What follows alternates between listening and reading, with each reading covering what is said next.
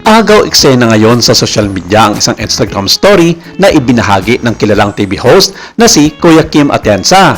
Ipinapakita sa larawan ang isang masayang hapunan kung saan magkakasama ang ilang mga sikat na personalidad sa showbiz at politika at tila nagpahiwatig sa tunay na estado ng relasyon nina Julia Barreto at Lucas Lorenzo. Bukod kay Kuya Kim, sa kanyang asawang si Felicia, tampok din sa tagpo sina Dr. Vicky Bello, Dr. Hayden Co, mag-asawang Danny Barreto at Sabi Panilio, at ang sentro ng usap-usapan ngayon sina Julia Barreto at ang kanyang rumored boyfriend na si Lucas Lorenzo dahil magkatabi ang dalawa sa naturang private dinner kasama ang pamilya at mga malapit na kaibigan.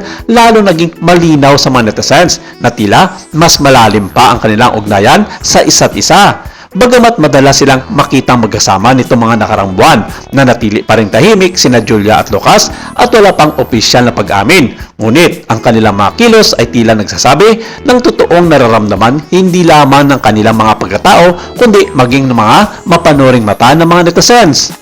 Well, kung tutuusin, tama nga ang hinala noon ng ilang mga showbiz columnist at vlogger na sina OG Diaz at Christopher Min na minsan nang pinag-usapan nila ito sa kanilang mga programa sa YouTube at iba pang mga social media platforms. Sa isang tampok na episode noon ng OG Diaz Showbiz Update, sinabi ito noon ng batikang kolumnista na may dalawang personalidad umano sa showbiz at pagninegosyo ang pasikretong nagde-date exclusively ayon na rin sa mapagkatiwalaang source ni OG Diaz mula sa kampo ng aktres, na bagay namang inulan ito ng mga samut-saring mga projection at turuan kung sino nga ba ang mga personalidad na ito ang tinutukoy sa blind item ni OG Diaz.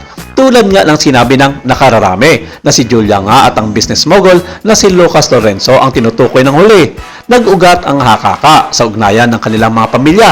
Si Lucas ay bayaw ng kapatid ni Julia na si Claudia Barreto. Ikinasal si Claudia kay Basti Lorenzo, habang ang isa pang kapatid, ang aktres na si Erich Gonzalez, ay asawa naman ni Mateo Lorenzo. Dahil sa mga koneksyon ito, pinaniniwalaang nagkakilala sina Julia at Lucas sa kasal ni Claudia at Basti kung saan naroon ang buong pamilya Lorenzo. Well, ang lalo pang nagpainit sa naturang usapin ay ang naging pambubulgar noon ni Christopher Min tungkol sa balitang ito, na minsan na ring sinabi ng batikang kolumnista na alam na niya ang tungkol kina Lucas at Julia Barreto bago pa man kumalat ang chismis sa mundo ng social media. Matatanda ang sinabi nito noon ni Christopher Min sa kanyang programa sa YouTube na Showbiz Now Na kasama si Romel Chica, na mismong si Gerald Anderson na ang nagsabi nito sa kanya tungkol sa bagong pag-ibig ni Julia Barreto. Dagdag pa ni Fermin na nasaktan di umano si Gerald sa balitang ito noon dahil lumabas din sa wakas ang totoo sa naging dahilan ng breakup nila ni Julia dahil sa pagtataksel di umano nito sa kanya. Kung tutuusin, ayon kay Gerald, kung sinasabi ng iba na isa siyang womanizer na naging dahilan ng breakup nila, bakit hanggang sa ngayon wala pa siyang jowa na ipinalit kay Julia matapos ang kanilang hiwalayan? Ngayon lumabas na ang tunay na kulay ni Julia kung sino raw talaga ang taksil sa kanilang dalawa.